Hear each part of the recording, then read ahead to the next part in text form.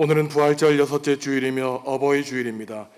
거룩하신 삼위일체 하나님께 영과 진리로 예배하겠습니다.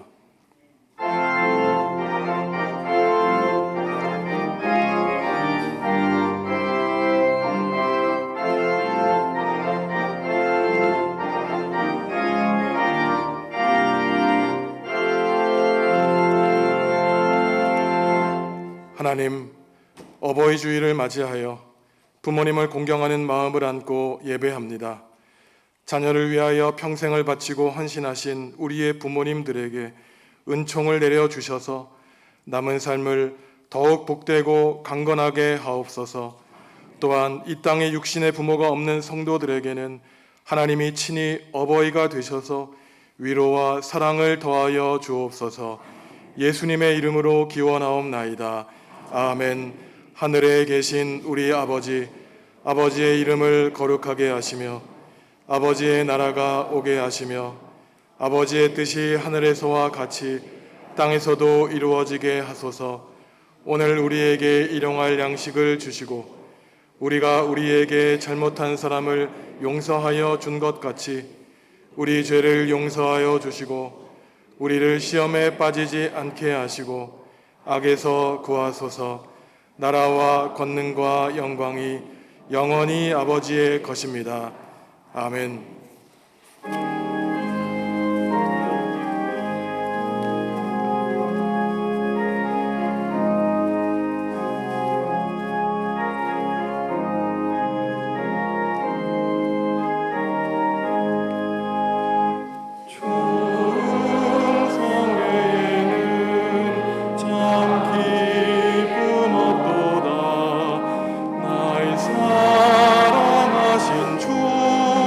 내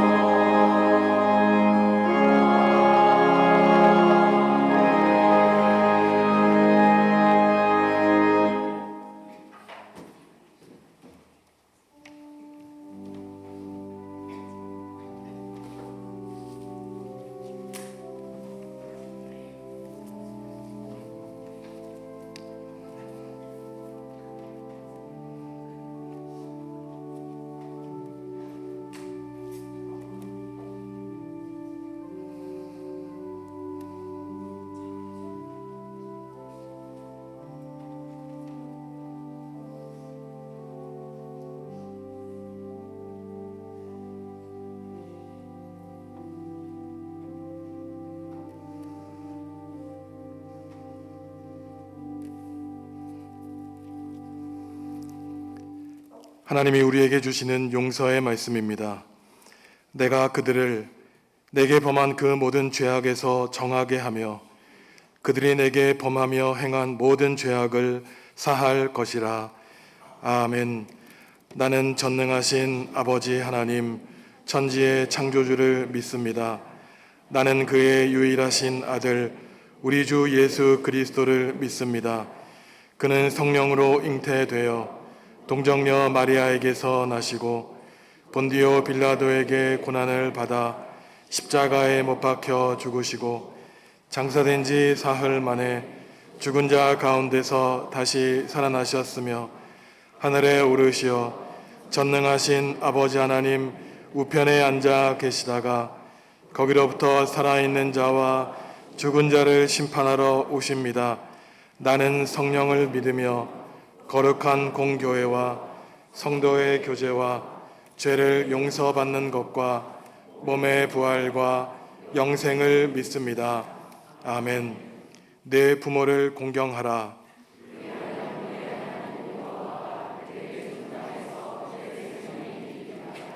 내 아들아, 내 아비의 훈계를 들으며 내 어미의 법을 떠나지 말라.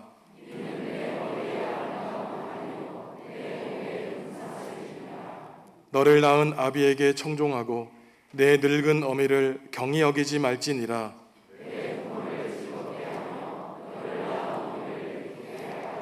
자녀들아, 주 안에서 너희 부모에게 순종하라. 이것이 옳으니라.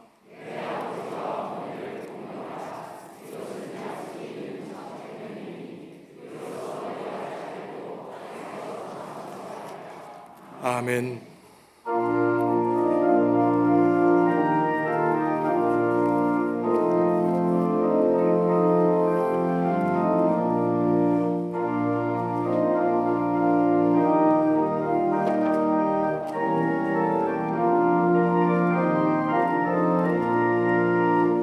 저 죽어가는 자 다 구원하고 조금과 죄에서 건져내며 죄인을 위하여 늘 애통하며 예수의 공로로 구원하네. 저 죽어가는 자 예수를 믿어 그의 힘입어 다 살겠네. 주 믿지 않는 자 불쌍히 여겨 잠에게 할 때를 기다리네.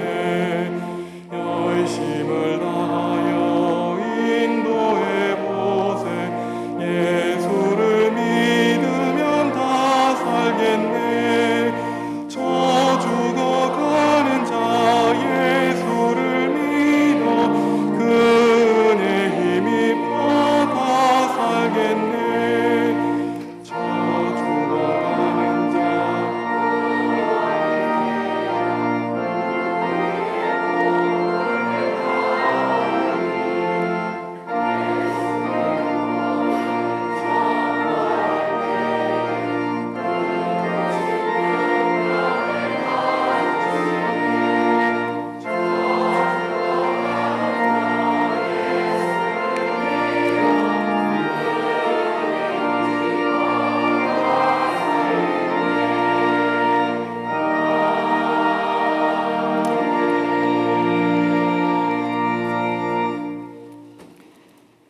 고마우신 하나님 아버지, 지난 한 주간도 하나님의 은혜 아래 보호하여 주셨다가 건강한 모습으로 이 자리에 나와 예배하게 하시니 감사를 드립니다.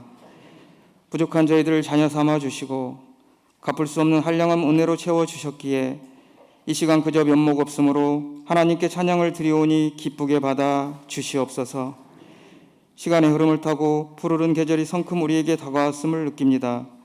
이 푸르름 역시 빠르게 삭막함으로 변할 것을 알기에 시간을 아껴 하나님을 아는 데 전심전력을 다할 수 있도록 도와주시옵소서. 우리의 인생이 유한함을 깨닫고 언제나 겸손한 마음으로 하나님의 긍휼을 구하는 성도가 되게 하여 주시옵소서.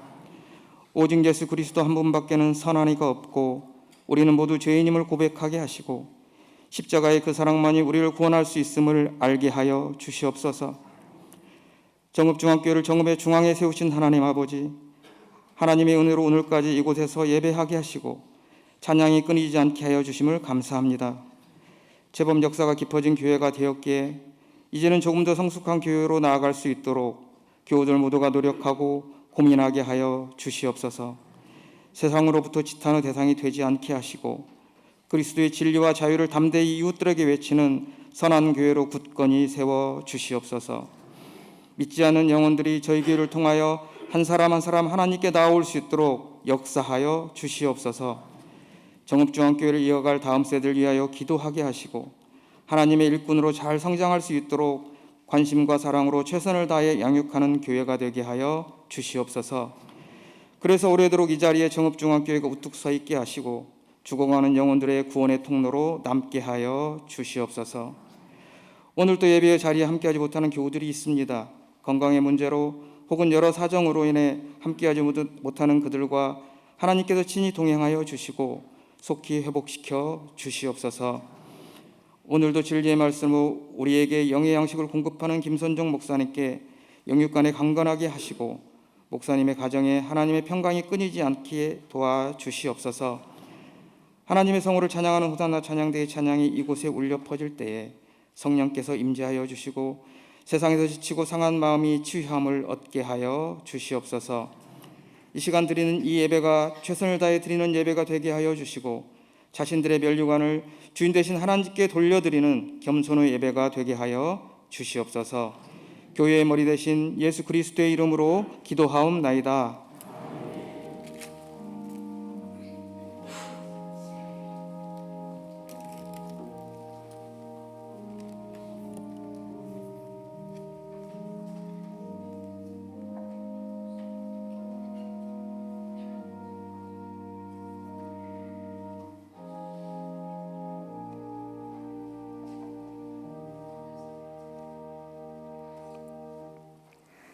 모세가 온 이스라엘을 불러 그들에게 이르되 이스라엘아 오늘 내가 너희의 귀에 말하는 규례와 법도를 듣고 그것을 배우며 지켜 행하라. 우리 하나님 여호와께서 호렙산에서 우리와 언약을 세우셨나니 이 언약은 여호와께서 우리 조상들과 세우신 것이 아니요 오늘 여기 살아있는 우리 곧 우리와 세우신 것이라. 여호와께서 산 이 불 가운데서 너희와 대면하여 말씀하시매 그때에 너희가 불을 두려워하여 산에 오르지 못하므로 내가 여호와와 너희 중간에 서서 여호와의 말씀을 너희에게 전하였노라. 여호와께서 이르시되 나는 너를 애굽 땅 종 되었던 집에서 인도하여 낸 내 하나님 여호와라. 너는 내 하나님 여호와께서 명령한 대로 내 부모를 공경하라. 그리하면 내 하나님 여호와가 내게 준 땅에서 내 생명이 길고 복을 누리리라. 아멘.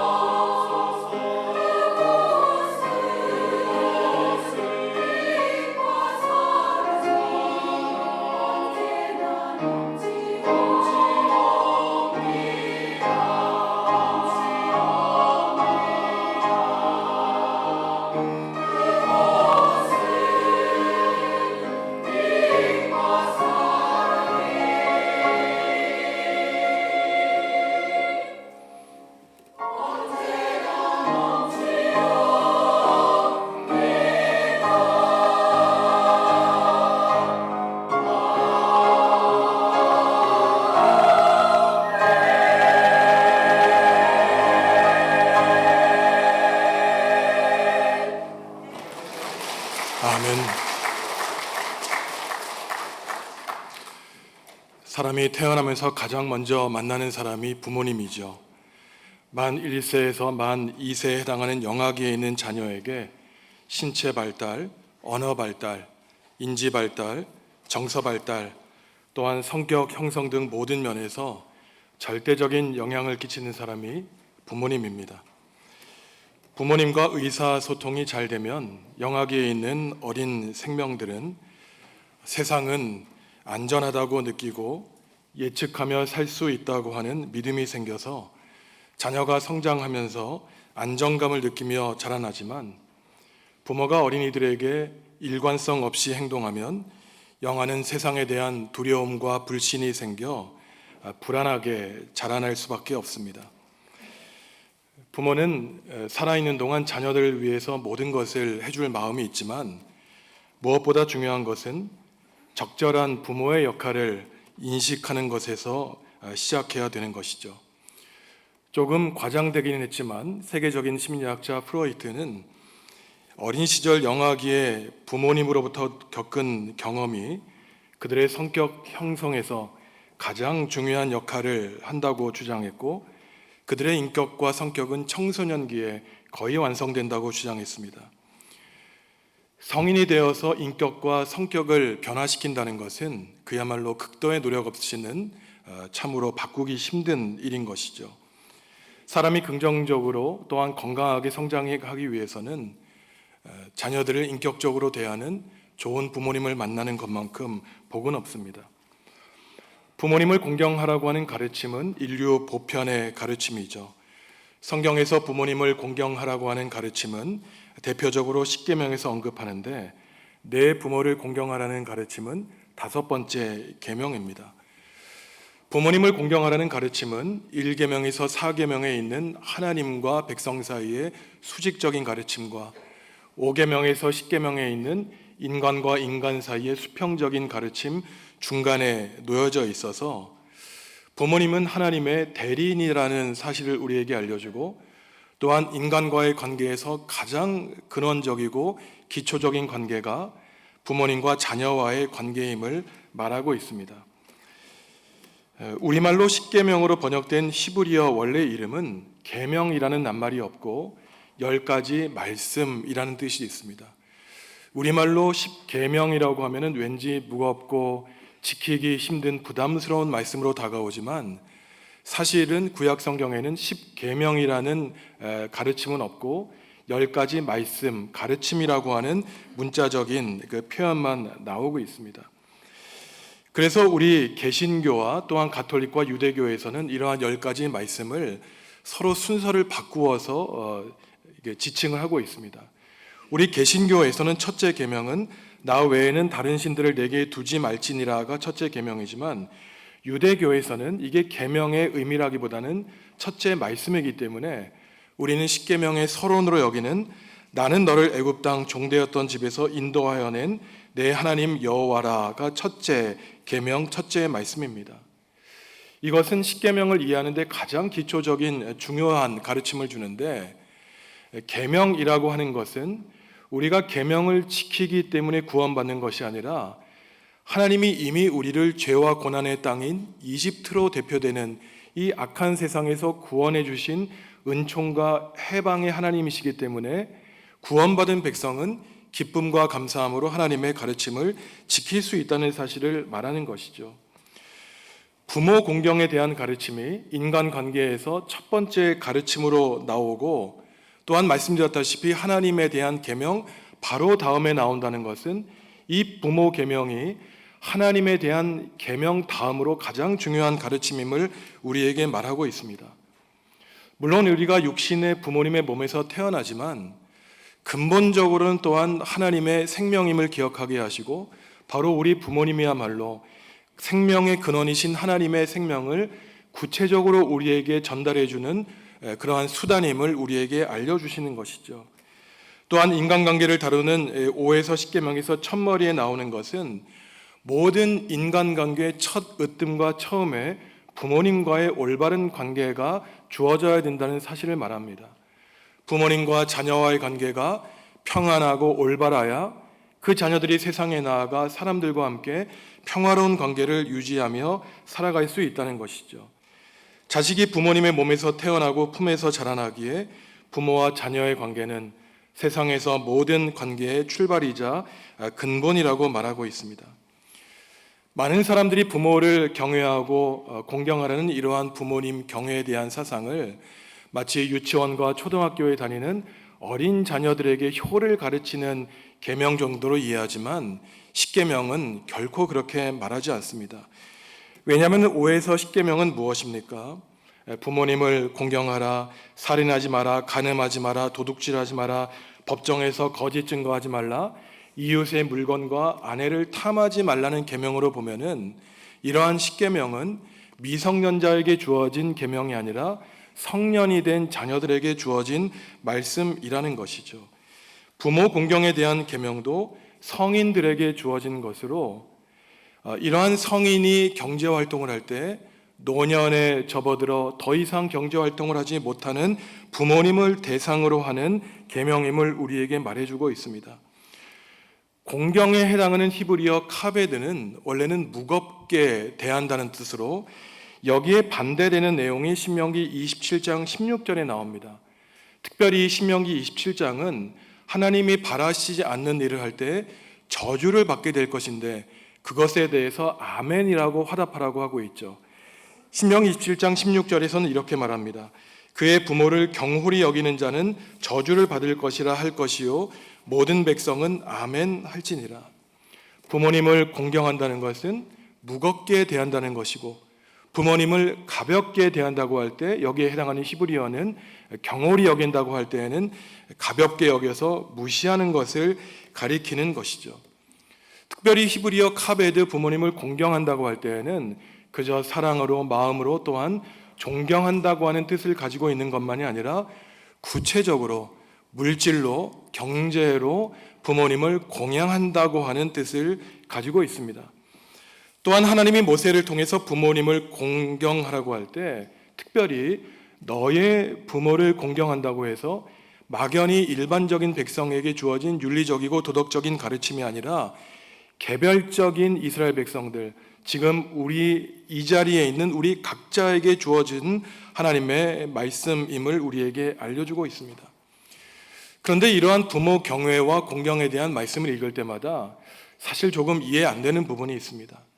우리가 신문지상에 보면은 부모들 가운데에는 참으로 자녀들에게 몹쓸 짓을 하는 파렴치한 부모도 있고 또한 어린 시절 자녀가 부모님을 볼 때에는 존경스럽지 않고 때로는 못나 보이는 부모님들도 존재하고 있기 때문이죠. 이러한 부모에 대해서 하나님은 어떻게 하라고 우리에게 말씀하고 있을까요? 바로 오늘 우리가 읽은 신명기 5장의 10계명에 그 힌트가 나오고 있습니다. 신명기에 나오는 10계명은 출애굽 2세대에게 주어진 말씀이라는 사실이 바로 이러한 힌트를 주어지죠. 출애굽을 한 출애굽 1세대들, 그러니까 이집트를 탈출해서 광야를 걷기 시작한 출애굽 1세대들에게 주어진 부모 공경을 포함한 10계명은 사실 출애굽기 20장에 이미 나와 있습니다. 이들은 하나님의 해방의 은총을 맛보았지만 광야를 1년, 2년, 40년 동안 지나다 보니 감사함이 사라지게 되었고 하나님과 모세에 대한 원망과 불평이 자라나게 되었죠. 모세는 하나님의 명령을 듣고 하나님이 약속해 주신 가나안 땅에 12명의 정탐꾼을 보냈습니다. 여호수아와 갈렙을 제외한 10명의 정탐꾼들은 그 가나안 땅에 대한 아주 부정적인 평가를 내렸죠. 우리는 메뚜기에 불과하고 그 땅 거민은 거인과 같고 처음에는 12명의 모든 사람들에게 가나안 땅이 젖과 꿀이 흐르는 아주 아름다운 땅으로 보였지만 나머지 10명에게는 시간의 흐름에 따라 마음속에 두려움이 자리 잡았습니다. 그러면서 모세에 와서 평가하기를 그 땅은 사람을 삼키는 땅이요 재앙이 많은 땅이고 전쟁이 많이 발생하는 땅이라고 하는 부정적인 평가를 내렸고 자기를 비하했습니다. 이것은 자신의 능력을 믿지 않는 것에서 머무르는 것이 아니라 하나님의 약속을 믿지 못하는 불신앙을 드러내는 평가였던 것이죠. 모세조차 가나안 땅 바로 앞에 모압 평지까지 다다랐지만 약속의 땅을 바라볼 뿐 그 땅에 들어가지는 못했습니다. 이러한 모세가 바로 과거 시내산에서 하나님께 받은 율법을 다시 반복해서 전해주고 있습니다. 신명기라고 할 때 많은 그리스도인들이 이 신자를 잘못 오해하고 있습니다. 많은 분들이 이 신자를 신신자라고 해서 하나님의 계명으로 오해하는 분들이 있는가 하면, 아니면 새 신자로 오해해서 새로운 율법으로 오해하지만 그렇지 않습니다. 여기서 신자는 거듭 반복할 신자예요. 우리가 신신당부하다라고 할 때 신자로, 이 신명기는 모세가 자신의 인생을 마감하면서 약속의 땅을 바라보며 내가 잘못한 것, 백성들이 하나님께 불순종한 것을 앞으로 제2의 출애굽 세대는 다시 반복하지 말라고 하는 간절한 모세의 유언의 말씀이 바로 신명기에 있는 것입니다. 모세는 출애굽 1세대의 후손들에게 과거 너희의 어버이들이 시내산에서 받은 율법을 잊지 말고, 단지 너희의 어버이들이 받은 그러한 계명과 율법으로 여기지 말고 오늘 너희에게 주신 율법과 너희와 맺는 언약으로 여기라고 마지막으로 당부하며 유언의 말씀을 주고 있습니다. 우리가 함께 2절과 3절 말씀 읽어보겠습니다. 우리 하나님 여호와께서 호렙산에서 우리와 언약을 세우셨느니 이 언약은 여호와께서 우리 조상들과 세우신 것이 아니요 오늘 여기 살아있는 우리 곧 우리와 세우신 것이라. 아멘. 호렙산은 시내산과 같은 말입니다. 여기서 4번, 5번이나 반복되어 나타나는 말이 우리예요. 지금 모세가 얘기하고 있는 것은 호렙산에서 하나님과 언약을 맺은 지 40년이 지난 오늘, 지금 우리의 부모님들은 많이 돌아가셨고 그들은 죄악을 범해서 하나님께 심판을 받았지만 그 조상들이 맺은 언약은 지나간 언약, 잊혀진 언약이 아니라 지금 여기에 있는 너희와 맺은 언약이라고 우리에게 말씀하고 있고, 또한 마찬가지로 모세가 죽은 지 3000년이 지났지만 2023년 이 시대를 살아가고 있는 우리가 다시 갱신해야 될 언약이라고 하나님은 우리에게 말씀하고 있는 것입니다.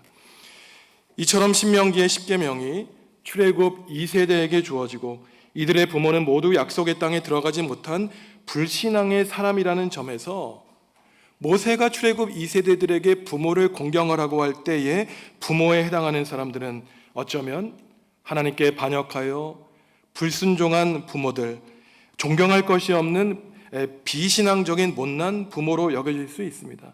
하나님께 불순종하여 처벌받은 백성들이기 때문이죠. 어쩌면 우리의 부모님들 가운데도 비신앙적이고 자녀들에게 때로는 억압하고 폭력을 행하고 비교육적인 삶을 보였기 때문에 자녀들에게 부모를 공경하라고 하면 매우 거부하는 자녀들도 있을 것입니다. 하지만 하나님은 바로 출애굽 2세대들에게 못난 부모들을 공경하라고 말씀하신 것처럼 때로는 인격적으로 존경스럽지 못한 부모일지라도 그들의 과거에 있었던 아픔과 상처를 자녀들이 보듬어 안고 우리에게 생명을 주신 부모님들을 공경하라고 하나님은 우리에게 말씀하고 있는 것입니다. 인격적으로 훌륭한 부모님만 공경의 대상이 되는 것이 아니라 부모님이 자녀들에게는 때로는 감정적으로 상처를 주고 아픔을 주기는 하여도 자녀는 연약한 부모님을 품고 이해해야 된다는 것이죠. 부모 공경은 선택사항이 아니라 의무라고 하나님이 말씀하십니다. 사랑할 만하다고 공경하고 사랑할 만하지 않다고 공경하지 않아도 되는 것이 아니라는 것이죠. 이것은 자녀를 향한 부모님의 사랑도 마찬가지 아닙니까? 우리의 자녀가 잘나고 똑똑하고 늘 시험에서 1등하기 때문에 부모님이 자녀를 사랑하는 것이 아니라 때로는 어리석고 때로는 꼴찌를 하고 때로는 자녀가 바라는 뜻대로 이루어지지 않더라도 바로 그렇기 때문에 부모는 자녀를 끌어안고 기도하며 그들의 아픔을 이해하고 사랑해야 되는 것처럼 부모님이 존경스럽지 못해도 하나님은 그러한 부모를 이해하고 공경하라고 말씀하고 있습니다. 성경은 이상스러운 부모님과 이상적인 부모와 자녀 사이의 관계만 말할 것 같지만 그렇지 않습니다. 성경에 나오는 수많은 인물들이 아주 윤리적으로 도덕적으로 완벽한 사람인 것 같지만 그렇지 않습니다. 아주 현실적인 인생의 모습을 성경은 그려주고 있죠. 때로는 도저히 이해할 수 없는 부모님에게 그를 공경하는 자녀들의 이야기도 전하고 있습니다. 부모님의 뜻을 이해할 수 없지만 때로는 받아들일 수도 없지만 부모님을 신뢰하여 그럴 만한 이유가 있겠지 뜻을 따른 사람들의 이야기가 나옵니다. 제가 전해드릴 이야기가 대표적으로 이삭과 입다의 딸의 이야기예요. 먼저 이삭은 믿음의 조상 아브라함의 아들이죠. 다들 아시겠지만 아브라함은 믿음의 조상으로 불려지고 있지만 그는 하나님과 사람 앞에 부끄러운 일도 많이 했습니다. 자기의 아내를 누이라고 속이기도 했죠. 하나님의 약속을 믿지 못해서 자기의 종을 상속자로 삼겠다고 말한 적도 있고, 첩을 들여서 그러한 시바지에서 난 아들 이스마엘을 상속자로 삼겠다고 하나님께 말씀드리기도 했습니다. 하나님의 약속을 받자 웃으면서 내가 늙은 나이에 무슨 자녀를 낳겠느냐고 아내와 함께 하나님을 비웃기도 했죠. 하지만 하나님은 25년 만에 독자 이삭을 허락해 주십니다. 그런데 하루아침에 이상한 일이 발생하죠. 하나님은 25년 만에 낳은 아들을 제물로 바치라고 말씀하세요. 그러니 새벽 미명의 아브라함은 이삭에게 나무를 짊어지게 하고 모리아 산으로 뚜벅뚜벅 함께 걸어갑니다. 그때 아들 이삭이 아버지에게 묻죠. 아버지, 제물을 태울 나무는 있는데 왜 제물은 어디 있습니까? 그러자 아브라함은 다 알고 있었지만 아브라함에게 제물은 하나님이 준비해 주실 거야 라고 말하고 있죠. 그림을 하나 보여드릴 텐데, 우리가 잘 아는 렘브란트가 1635년 이삭의 헌신이라고 하는 그림을 그린 것입니다. 이삭은 두 손을 뒤로 묶고 결박하는 아버지에게 저항하지 않았습니다. 아버지의 뜻이 있겠지. 바로 그 순간 아버지가 이삭을 죽이려고 할 때 하나님이 천사를 보내주셔서 칼을 들고 있는 그 손을 막아주고 이삭을 살려주었다는 것이죠. 나중에 바울 사도는 이렇게 말합니다. 아브라함이 독자 이삭도 바치지 않았기에 복을 주신 것처럼 우리의 참된 아버지이신 하나님도 독생자 예수 그리스도를 아끼지 않았다고 우리에게 말씀하고 있는 것이죠. 여러분 한번 생각해 보십시오. 그 당시 아브라함의 마음이 어땠을까요? 또한 25년 만에 몸에서 자식을 낳은 어머니 사라의 마음은 어땠겠습니까? 남편이 자기 자식을 이끌고 모리아산으로 제물로 바치기 위해 걸어가는 그 남편과 자식의 마음을 보는 그 사라의 마음을 이해할 수 있는 사람은 아마도 아무도 없을 것입니다. 예수님도 그러한 삶을 사셨죠. 하나님께 부르심을 받고 이 땅에 내려오셨지만 십자가를 지고 죽으라고 하신 하나님의 그 말씀을 두려움 가운데 받아들이기 힘드셨습니다. 하지만 예수님이 마지막으로 하나님께 기도하지 않으셨습니까?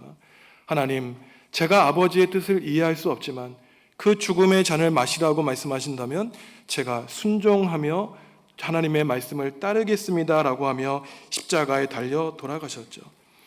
이처럼 이삭은 아버지의 뜻을 이해하지 못했지만 그 아버지의 뜻에 순종하여 예수 그리스도의 예시를 보여준 믿음의 사람으로 우리에게 인정받고 있습니다.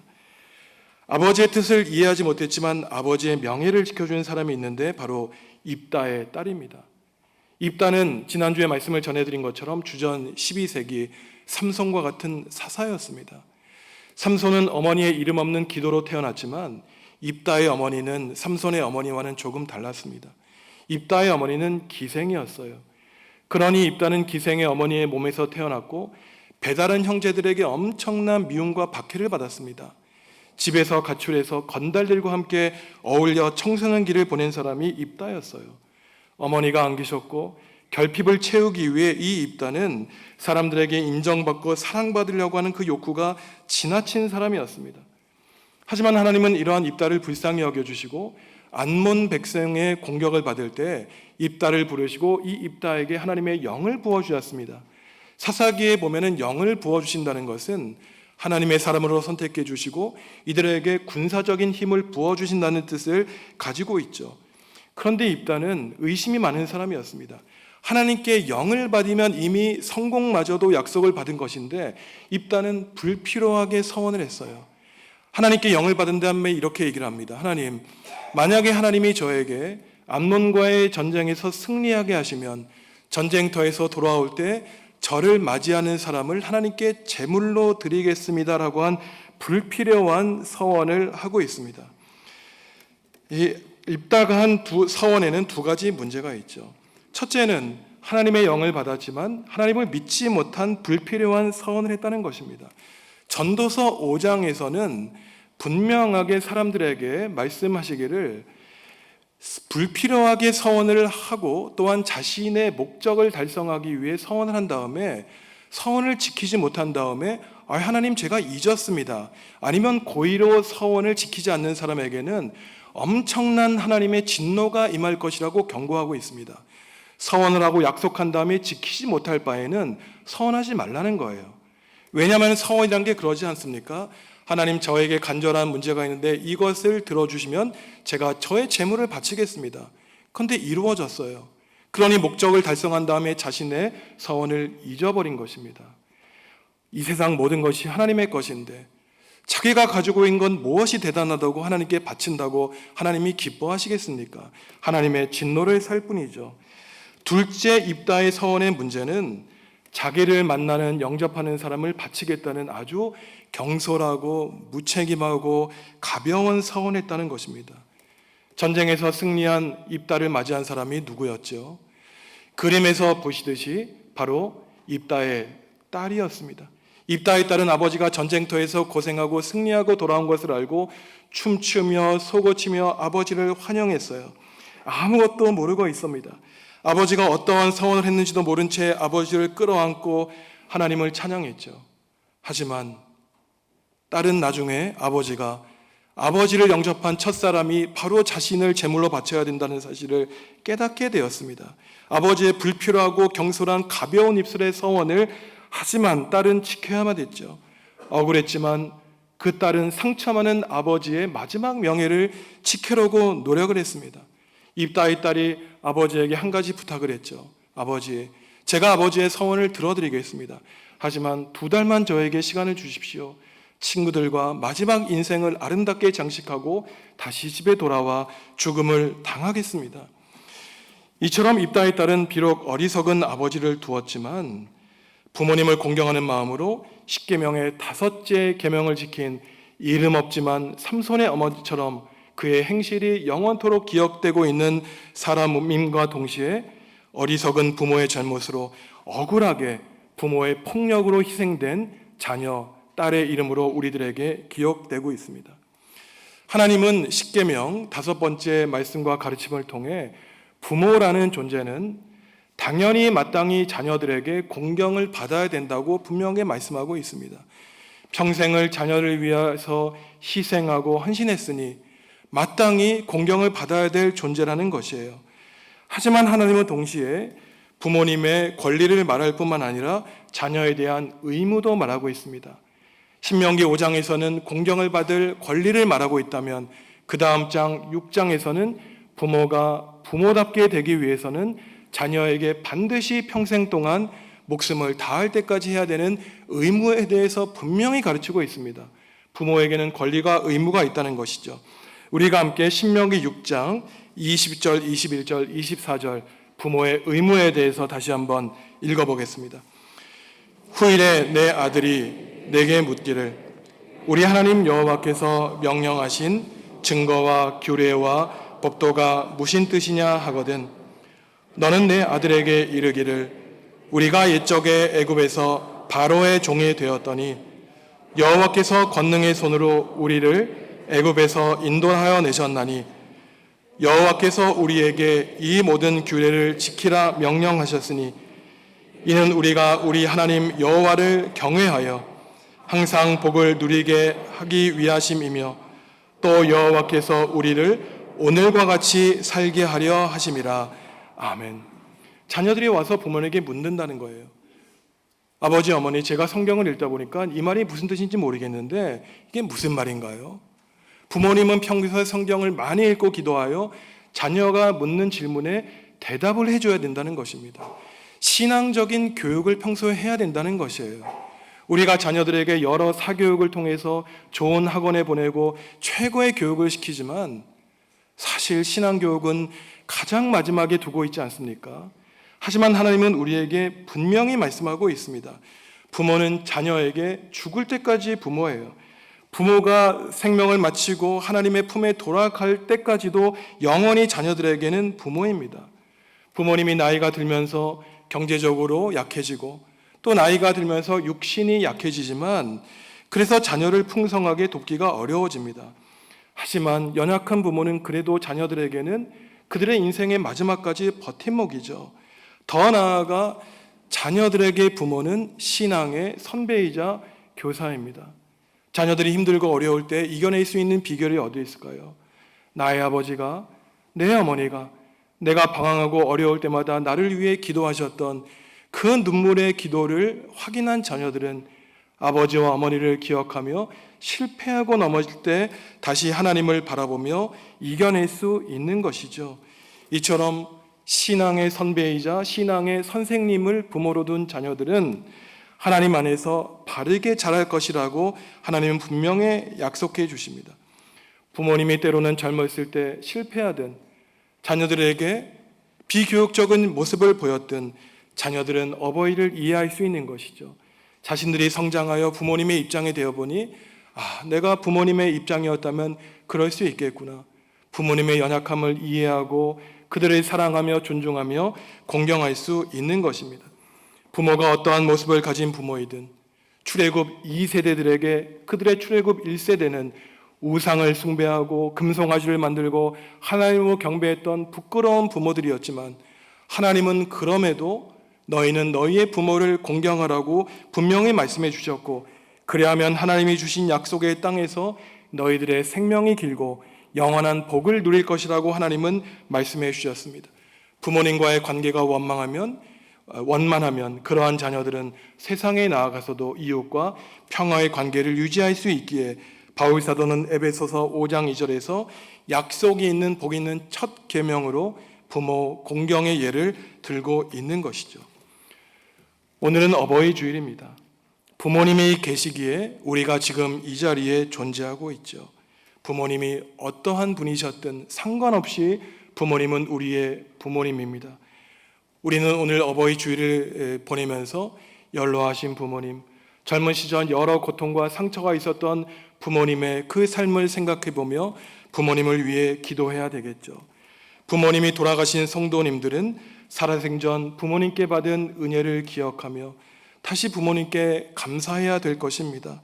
추모해야 되죠. 또한 부모님을 통해 우리에게 생명을 주신 하나님께 감사를 드리셔야 됩니다. 살아계신 부모님을 둔 오늘 교우들은 어버이 주일을 보내며 부모님에게 사랑과 감사의 인사를 드리셔야 되겠지요. 부모님의 여생이 건강을 누리며 또한 그 영혼이 맑아 하나님을 찾고 하나님께 기도하며 예배하는 부모님이 될 수 있도록 우리는 끊임없이 부모님을 위해 기도해야 되는 것입니다. 성도 여러분, 오늘 어버이 주일을 보내면서 반드시 아버지, 어머니의 그 사랑에 감사하시고 사랑의 고백을 하시기 바랍니다. 그리고 히브리어에서 부모님을 공경한다고 하는 이 카베드라고 하는 낱말이 무엇을 뜻한다고 했죠? 단지 감정적인 차원의 사랑이 아니라 물질적인 구체적인 봉양이라고 말씀을 드렸습니다. 오늘 집에 돌아가셔서 부모님의 계좌를 다시 한번 확인하시고 부모님에게 구체적인 물질로 공양을 하여 어버이에게 공경을 하고 경외를 하여 하나님께 영원한 하늘의 복을 누리시는 우리 중앙교회 성도 여러분들이 다 되시기를 주님의 이름으로 간절히 부탁드립니다. 하나님, 우리에게 생명 주신 부모님을 허락해 주시니 감사합니다.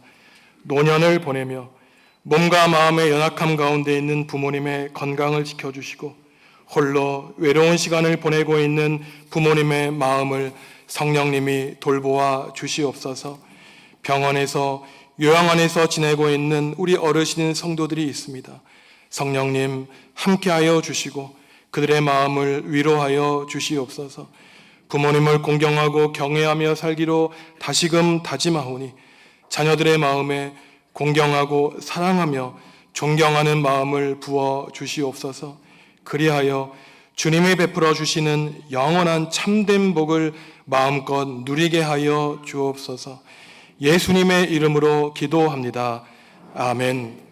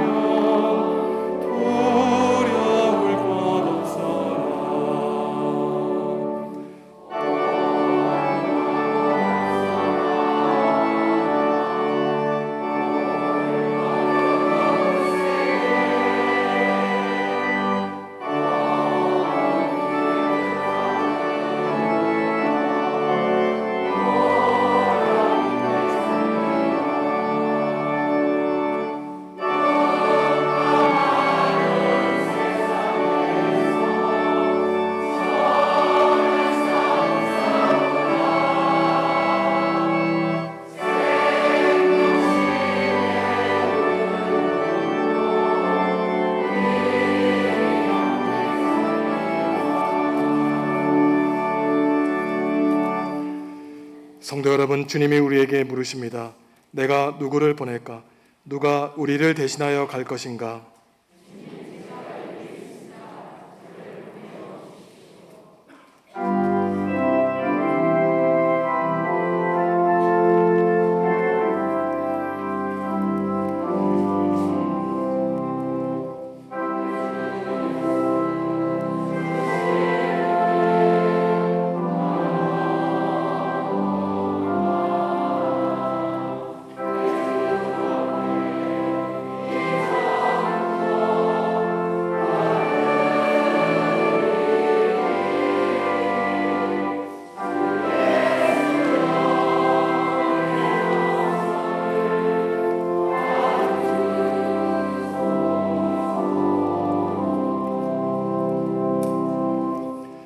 하나님, 가정의 달 5월을 보내며 하나님을 가정의 주인으로 모시고 살아가는 백성 삼아 주시니 감사합니다. 늘 우리와 동행하여 주시고 좋은 길로 인도해 주시는 주님께 영광 올려드리며 주님을 찬양합니다. 오늘 어버이 주일을 보내며 우리에게 생명 주시고 기도해 주시는 부모님의 은혜를 기억하게 하시니 감사합니다. 생명의 근원이신 하나님을 어버이로 고백하게 하시니 또한 감사합니다. 육신의 부모님의 건강을 지켜주시고 맑은 영혼으로 여생을 주님을 찬양하며 예배하며 살아가실 수 있도록 크나큰 하늘의 은혜를 베풀어 주시옵소서.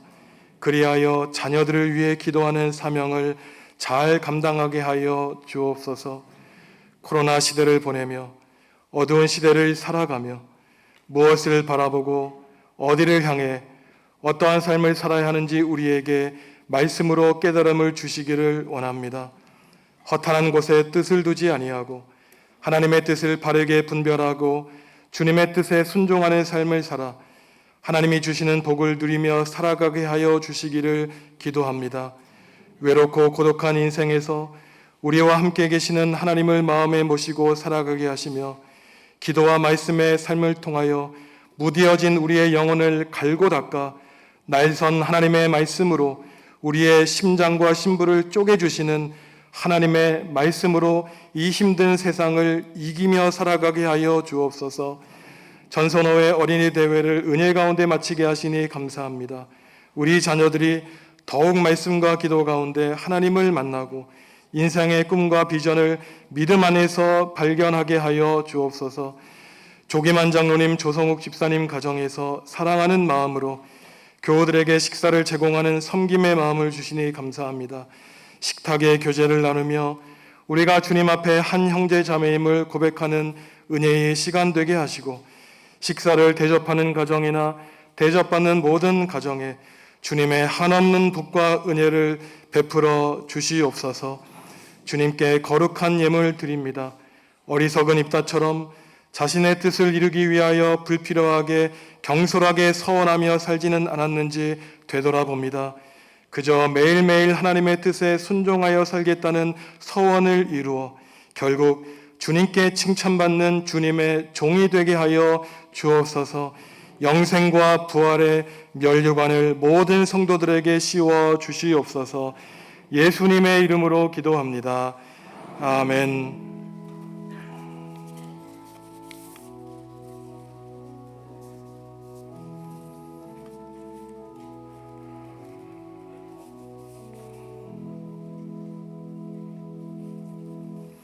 주님의 평화가 성도 여러분과 함께 하시기를 바랍니다.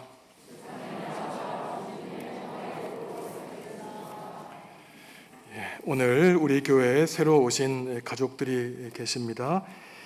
광주에서 아마 우리 정읍으로 이사한 지 시간이 조금 되신 것 같은데요.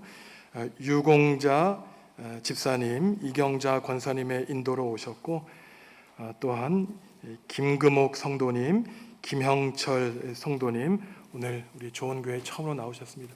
자리에서 일어나시고요. 오늘 등록은 안 했지만 우경원 장로님 농장에서 일하시는 소개도 되겠습니까? 예. 베트남에서 우리나라에 일하러 온 드엉 하이 있습니다.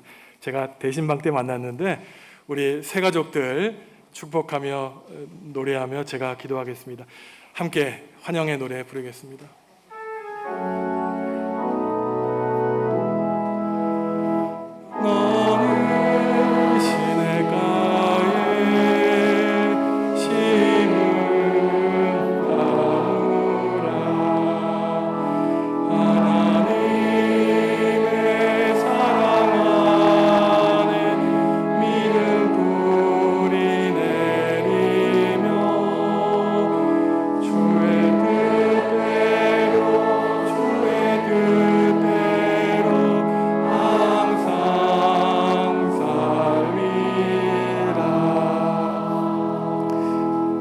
하나님 감사합니다.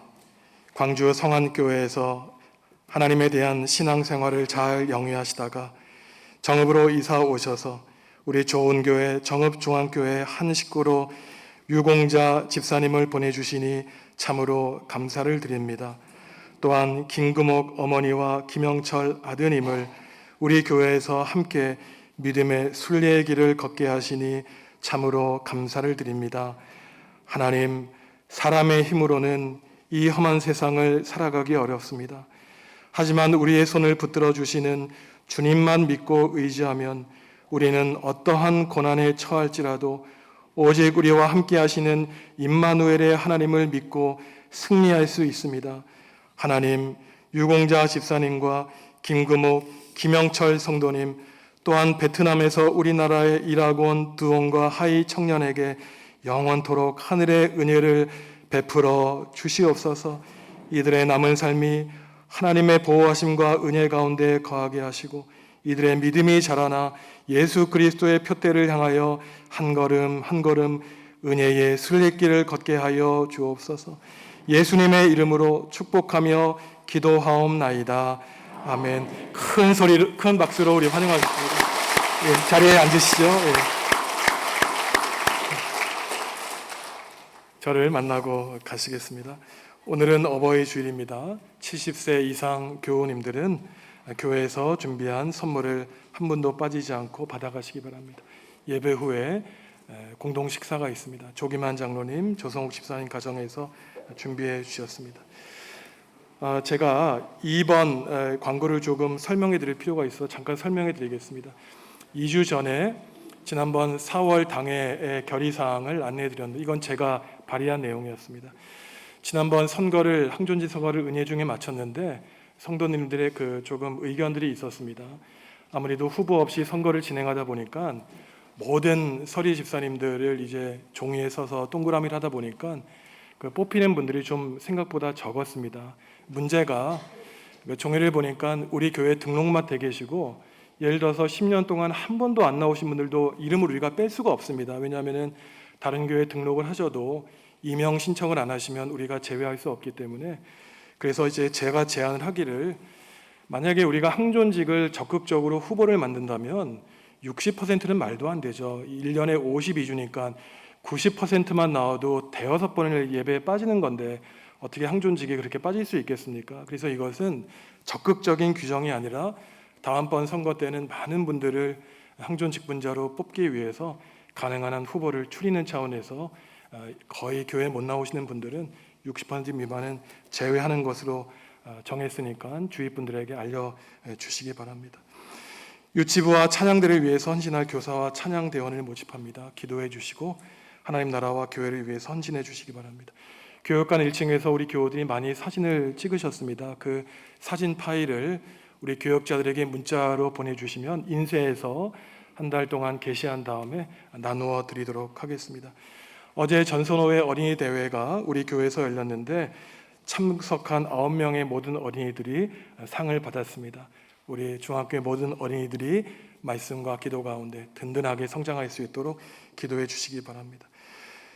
수요 기도회에는 사여전도회 헌신 예배가 있고 다음 주일 오후 2시에는 8주 동안 훈련받은 소그룹 신앙 훈련 수요 예배를 가집니다. 많이 참석해 주시기 바랍니다.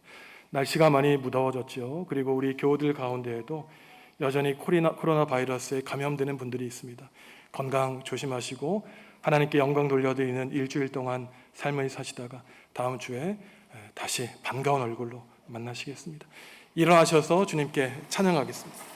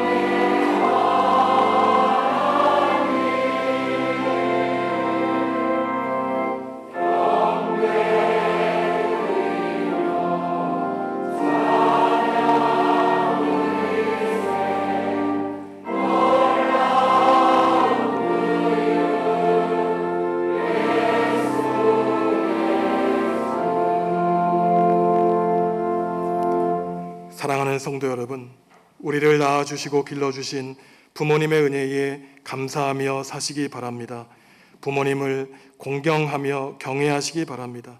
그리하면 하나님이 약속하신 땅에서 여러분의 생명이 길고 하늘의 참된 복을 받게 되실 것입니다.